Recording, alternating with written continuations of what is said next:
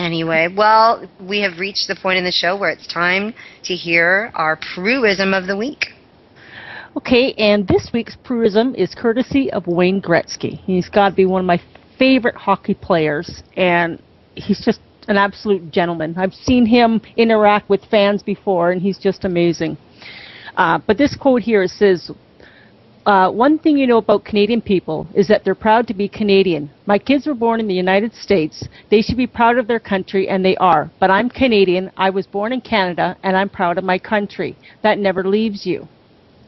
So whether you're a Canadian or an American, you should be proud of your country. Is Canada or U.S. perfect? Of course not. But the thing that makes us more than just geographical neighbors is our shared belief in being the best that we can be and what we should strive for, even when the gifts and talents of our nations are different. In today's political climate, it's harder to publicly display our being proud of our countries.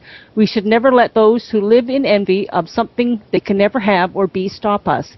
Be proud of the red and white or the red, white, and blue, for the world would be sadder and less free world if either of us had not existed. Now, I should clarify that the quote that Gretzky made ends with, that never leaves you, the rest is mine.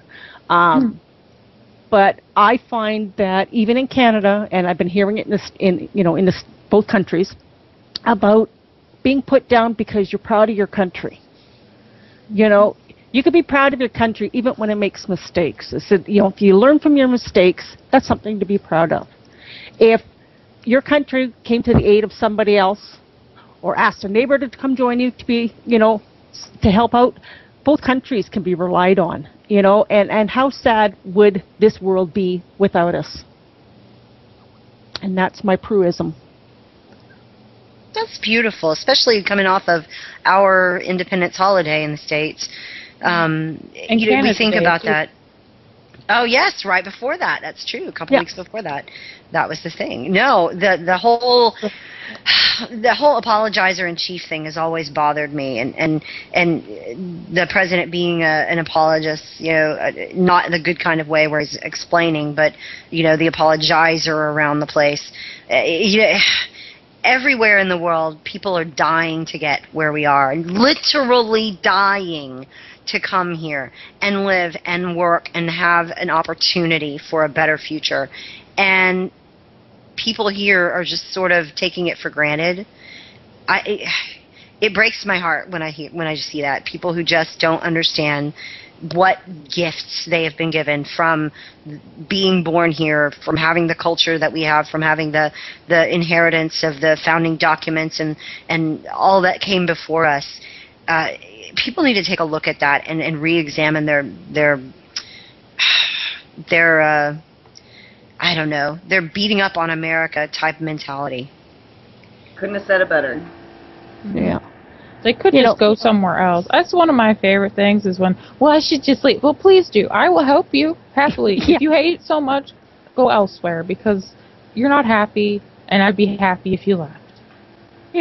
But when you look at the life, liberty, and pursuit of happiness, how many people outside of those that hate the U.S.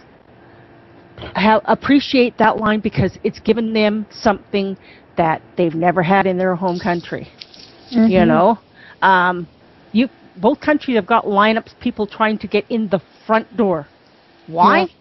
Because this is the place they want to be, whether it's in Canada or the U.S., because you have the right to say what you want, be what you want, and to obtain the goals that you want. You may never get there, but you have the right to obtain them. And not wear a burqa. Yeah. Yes. Talk about heat stroke. Don't get me started on how offensive I find a burqa.